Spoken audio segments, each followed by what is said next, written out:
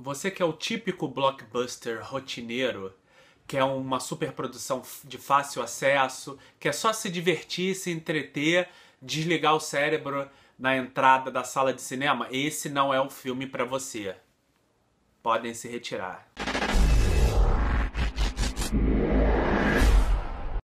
Bom, e o que é o Blade Runner 2049?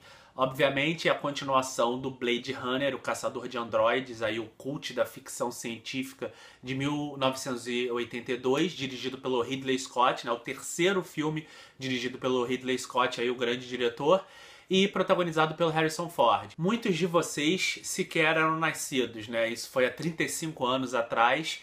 E talvez não conheçam, não tenham muita intimidade com esse filme. Eu vou mostrar uma coisinha aqui. Ver se dá pra... É um quadro que eu tenho, né? Do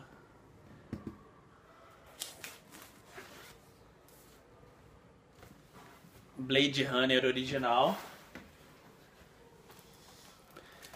E essa aqui é uma edição especial tripla, um DVD ainda lacrado, que eu tô tentando encontrar tempo para conseguir assistir, rever o original, que tem muito tempo que eu não assisto. Mas essas duas coisas só para situar vocês, né, o quanto eu gosto e os fãs de cinema em si gostam, o quanto esse filme é importante, é influente, não só para o gênero, mas para a história do cinema em si, para o cinema em si. Né, ele foi um filme redescoberto com o tempo, né? Na época do lançamento, tanto a crítica quanto o público não compraram a ideia do filme, não gostaram, os críticos falaram mal, não entenderam, o público não compareceu, o filme foi um fracasso. Anos depois ele foi redescoberto nas videolocadoras, que vocês também provavelmente não devem saber o que é isso, né? Mas era onde a gente alugava fita VHS, né, para assistir os filmes em casa. Foi a primeira forma da gente conseguir assistir os filmes em casa, né?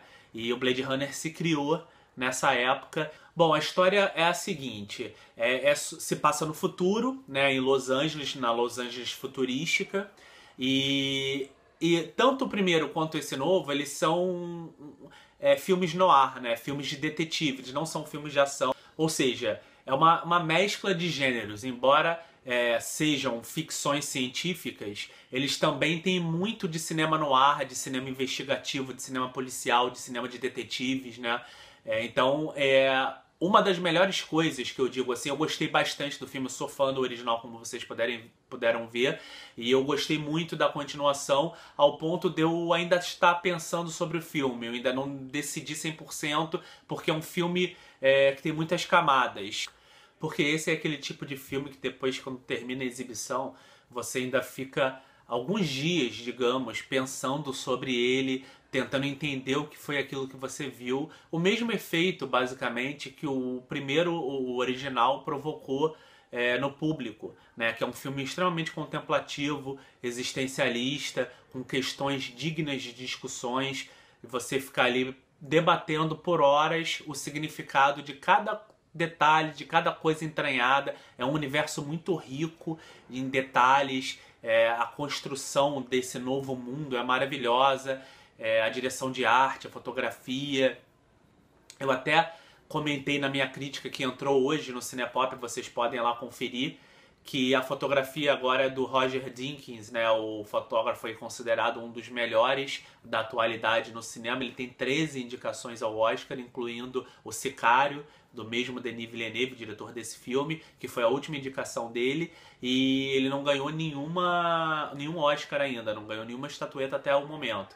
Mas assim, ele cria imagens belíssimas em cima de imagens belíssimas. São aquelas pinturas em movimento, tons amarelados, avermelhados, e isso quase se sobressai ao filme em si, se não fosse a mão do Denis Villeneuve tão dura, tão severa na hora de controlar o filme e não deixar escapar para ser um filme de muita cobertura e pouco recheio. Não é o caso aqui. Bom, vou falar um pouquinho da história, que eu ainda não falei até agora, do roteiro, né? Inclusive eles trouxeram um dos roteiristas originais. Obviamente o original, o filme de 82, é baseado no livro do Philip K. Dick, que é um dos papas da ficção científica, um dos maiores autores do gênero da história da literatura, e o título do texto original era Androides, será que androides sonham com ovelhas elétricas?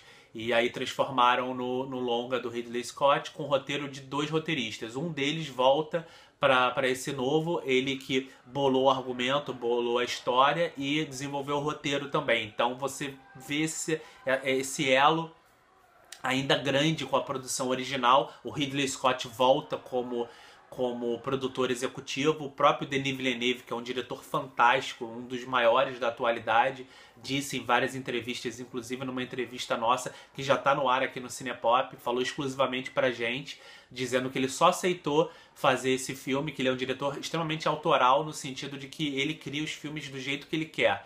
Ele só aceitou fazer essa superprodução, né? Talvez a maior produção já dirigida por ele, digamos assim, pelo aval. Ele só aceitou fazer porque ele teve o aval do Ridley Scott, né? Do diretor original. Então, se ele não tivesse esse aval, não tivesse o Ridley Scott ali lado a lado com ele não faria o filme. A história é a seguinte.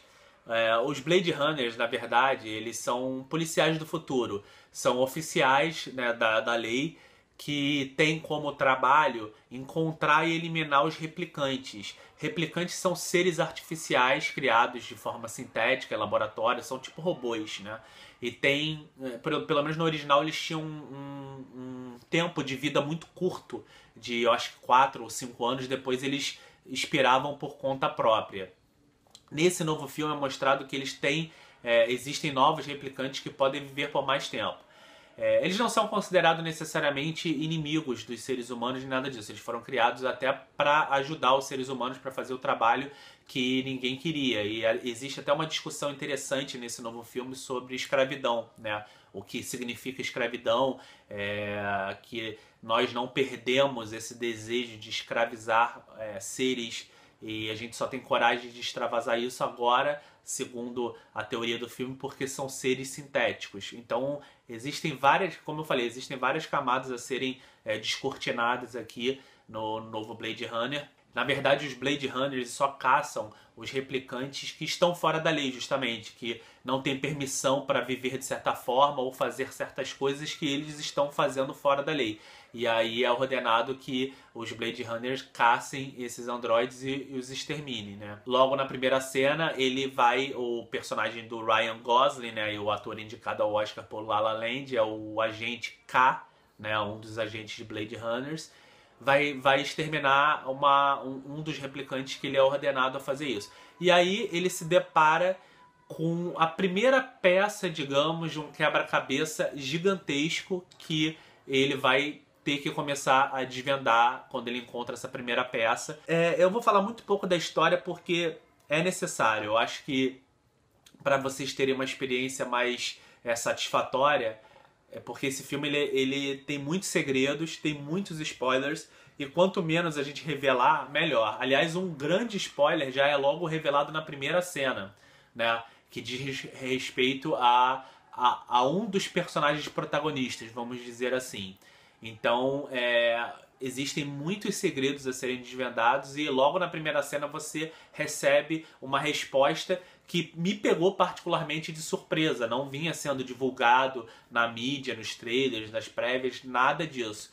E com o passar das cenas, você vai descobrindo cada vez mais e mais e mais e mais. E não é um filme de respostas fáceis, não é um filme blockbuster normal.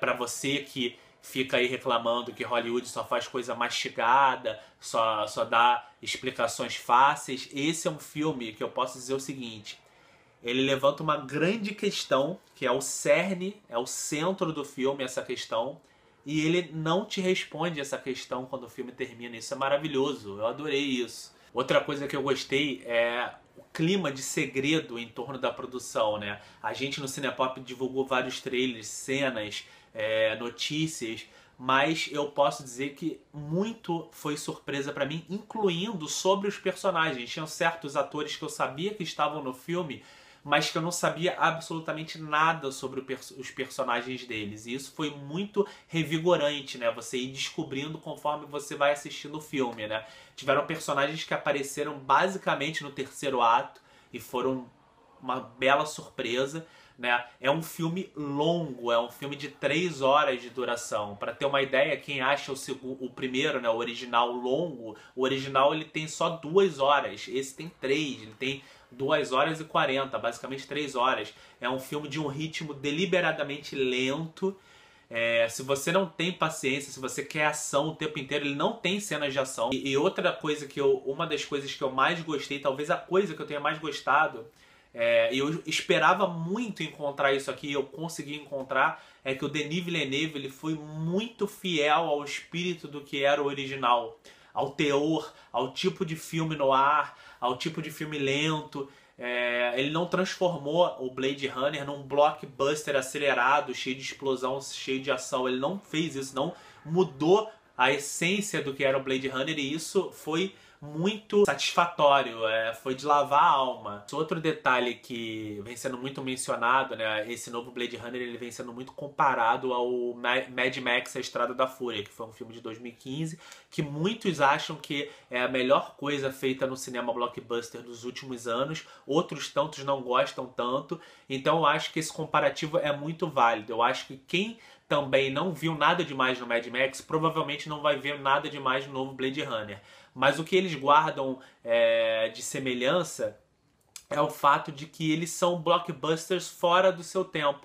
Eles são filmes como não são feitos mais hoje em dia, né? Como se fazia antigamente, e eles tentam resgatar esse espírito. Bom, é isso, ficamos por aqui. Não esqueçam de compartilhar, curtir o vídeo. A gente está cheio de material muito bacana lá no Cinepop sobre o Blade Runner. A gente tem entrevista com o Denis Villeneuve, a gente tem entrevista com a Ana de Armas, a gente tem entrevista com o Ryan Gosling, tudo material exclusivo. A gente tem a crítica, já está no site, o site não para. A gente vem aí com a cobertura do Festival do Rio, várias novidades em breve. Um grande abraço e a pergunta permanece no ar. Androides sonham com ovelhas elétricas?